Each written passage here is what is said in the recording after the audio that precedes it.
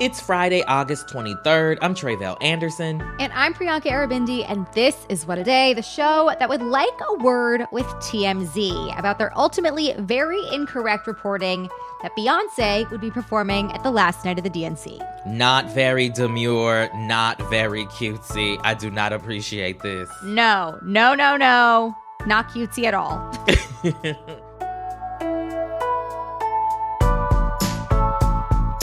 On today's show, we're recapping the final night of the Democratic National Convention. Yes, last night, Vice President Kamala Harris formally accepted the Democratic Party's nomination for president, making history as the first Black woman and the first person of South Asian descent to accept a major party's nod. I accept your nomination to be President of the United States of America.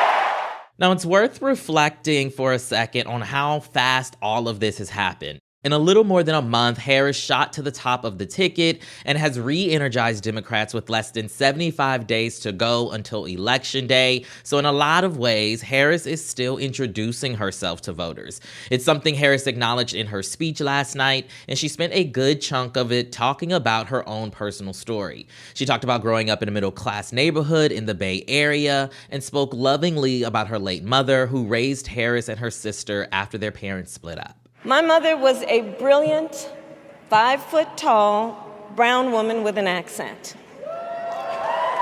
And as the eldest child, I saw how the world would sometimes treat her.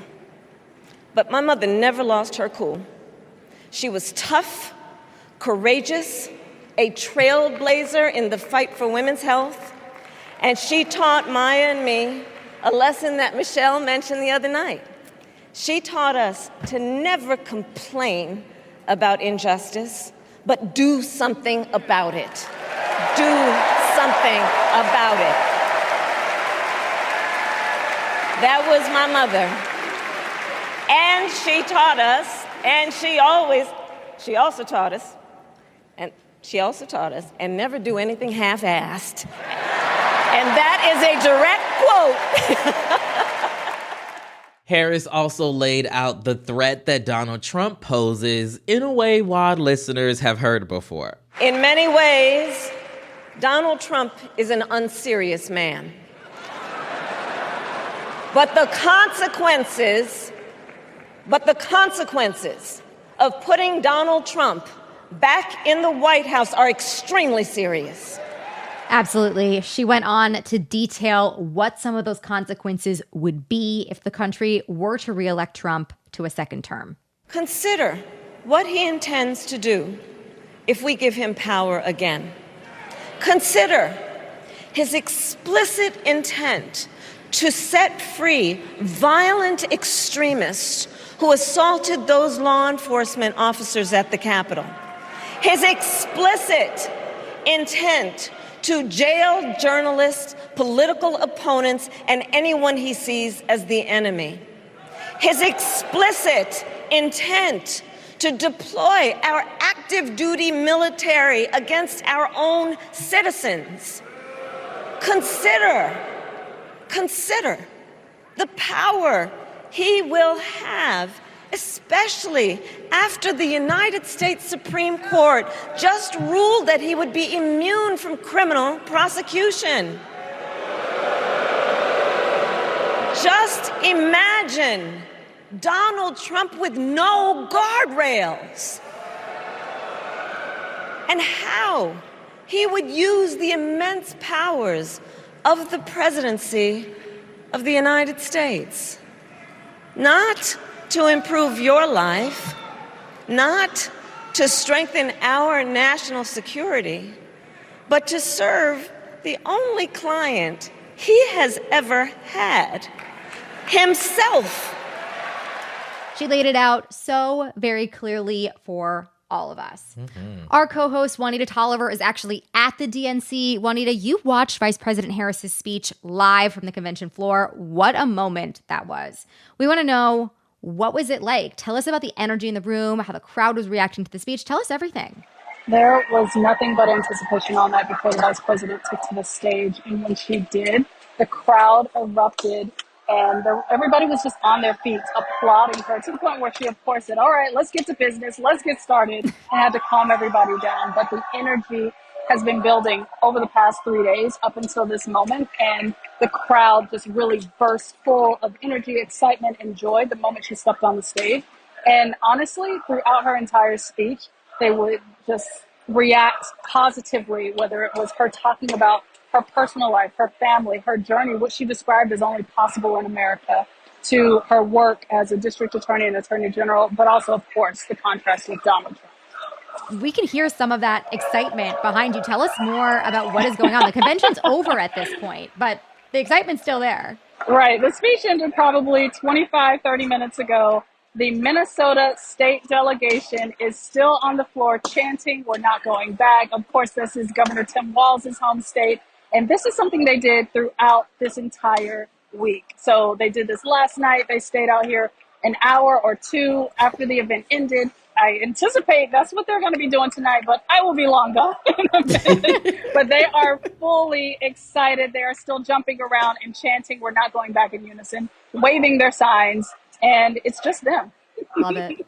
Love it. Absolutely. So as you definitely know, sometimes with these major speeches, it can hit differently in the room versus on the screen. So I want to know, were there any specific moments that really stood out to you from her speech? Oh, when the vice president went direct to camera with a number of messages and talking about what she is committed to doing for the public, in direct contrast with Donald Trump. She did not hold back in saying he is selfish, he is out for himself, he is someone who only cares for himself because he is his only client, compared to her.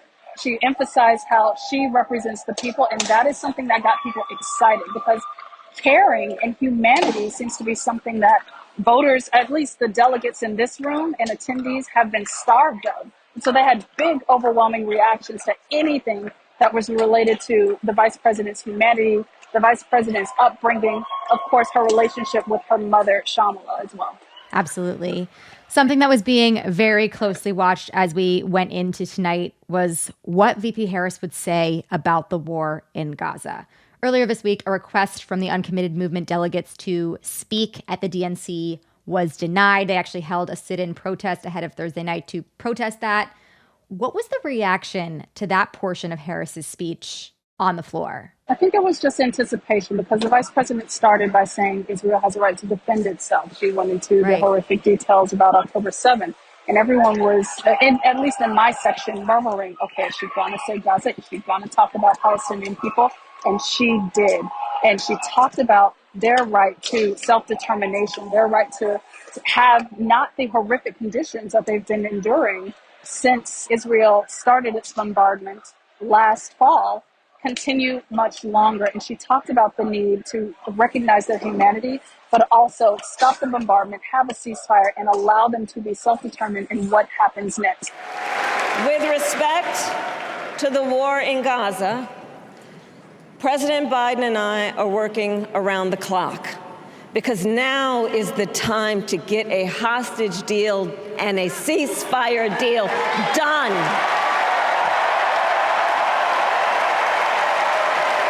And let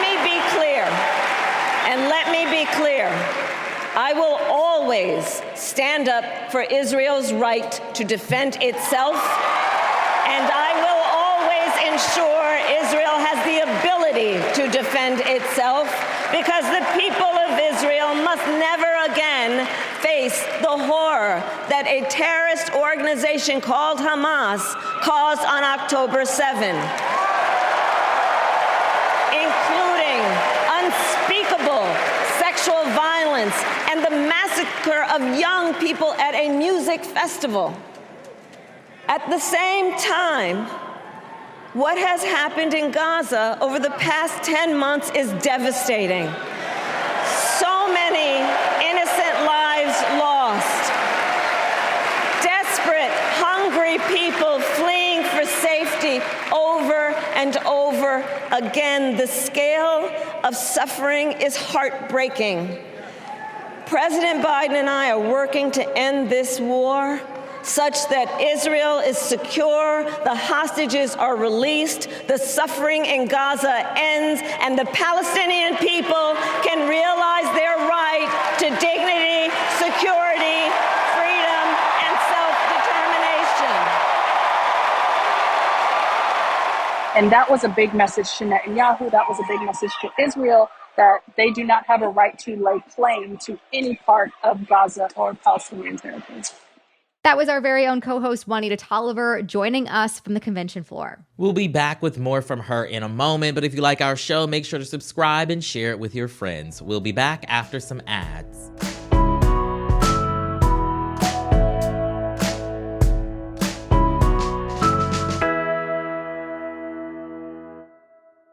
What a Day is brought to you by Brooklinen.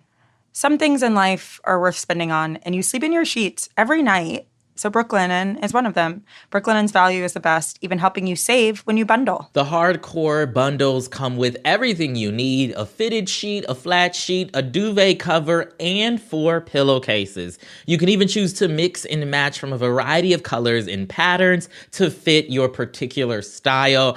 We have told y'all many times before about the fabulous stuff over at Brooklinen.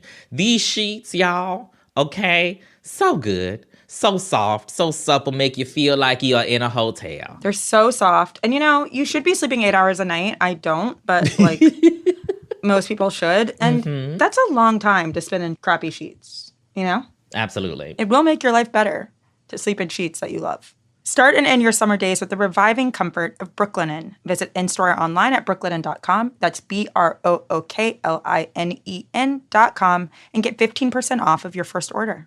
Shopify is the global commerce platform that helps you sell at every stage of your business. With the internet's best converting checkout, 36% better on average compared to other leading commerce platforms, Shopify helps you turn browsers into buyers. In fact, Shopify powers 10% of all e-commerce in the U.S. Sign up for a $1 per month trial period at shopify.com/podcast-free. All lowercase, shopify.com/podcast-free, shopify.com/podcast-free.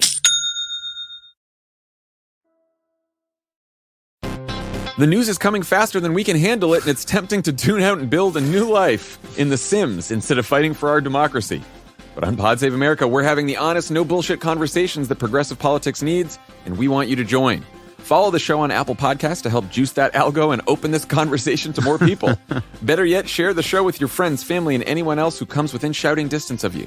If you're already a follower, first of all, thank you. Second of all, leave a review, please. I'm just catching up. What's coming faster The news. Coming within shouting distance? The news is coming faster. Got it. It's coming faster. Whether you're a super fan or you're just listening to this so you can make fun of us on Twitter, we want to know what you think. Hey, download's a download. Head to Apple or your favorite podcast platform to follow and share now. And we're back with more from Juanita live at the DNC. Now, VP Harris has been criticized for not yet having given, many policy points in her campaign, even though it just started a month ago. I'm wondering, do you think tonight's speech satisfied those critics? Do you feel like we have a better idea of what a Harris administration would look like? Well, the specifics that she did reiterate tonight is what she rolled out last week in North Carolina when she talked about the opportunity economy. My mother kept a strict budget. We lived within our means, yet we wanted for little. And she expected us to make the most of the opportunities that were available to us and to be grateful for them. Because, as she taught us, opportunity is not available to everyone. That's why we will create what I call an opportunity economy where everyone has the chance to compete and a chance to succeed. She also talked about making sure that it was easier for first-time home buyers to have a down payment and getting relief. So she was able to dig back into some of those economic policies that she had already rolled out.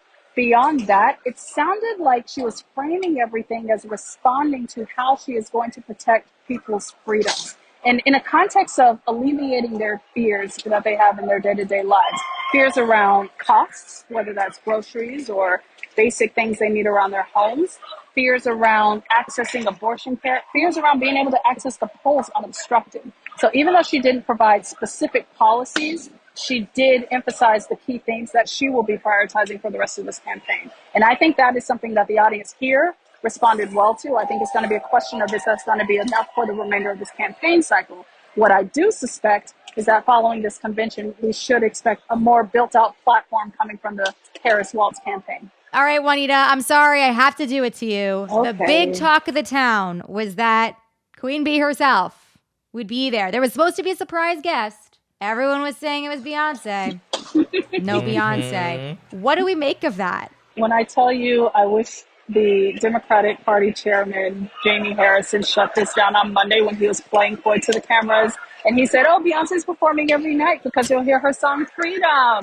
No. I think that was absolutely something on people's mind, especially when a publication like TMZ says they have the exclusive on this. But it was Beyonce's own publicist who went to the Hollywood Reporter and said she was never scheduled to be there, y'all. Simmer down. That was the reality check. That happened maybe 30 minutes before the vice president took to the stage. And I think no one was disappointed by it, and at least in my area.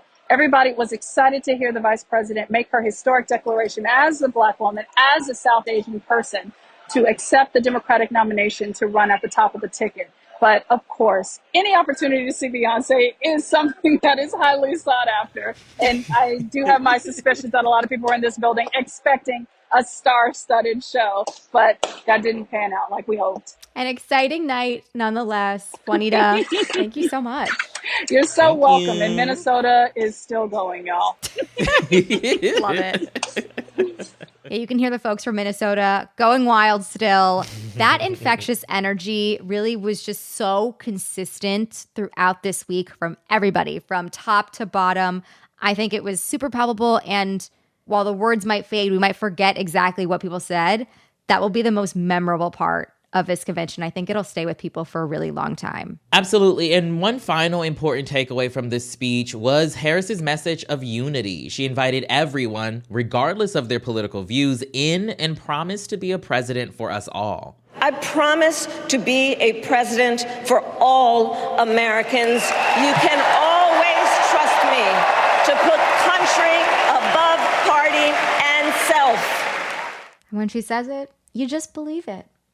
This officially marks the end of our DNC coverage for the week. What a week it has been. Personally very excited for us East Coasters to get some sleep. Thanks so much for doing this with us.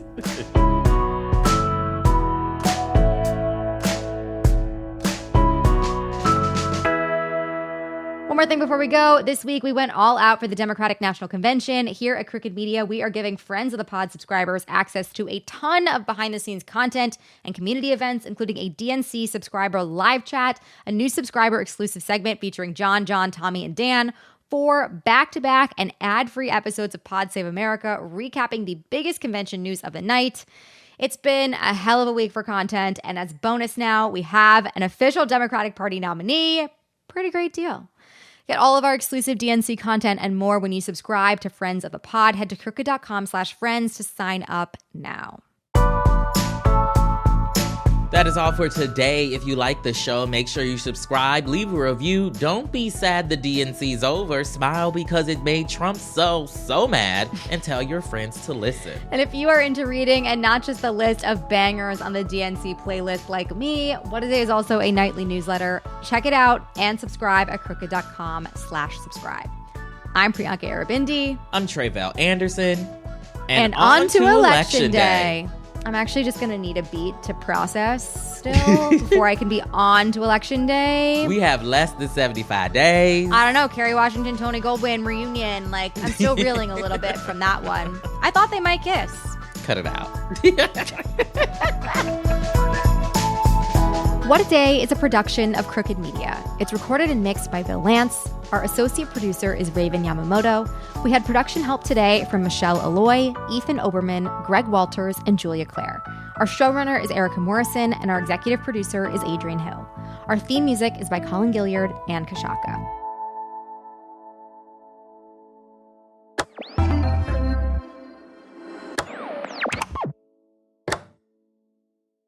Shopify is the global commerce platform that helps you sell at every stage of your business. With the internet's best converting checkout, 36% better on average compared to other leading commerce platforms, Shopify helps you turn browsers into buyers. In fact, Shopify powers 10% of all e-commerce in the U.S. Sign up for a $1 per month trial period at shopify.com/podcast free. All lowercase, shopify.com/podcast free, shopify.com/podcast free.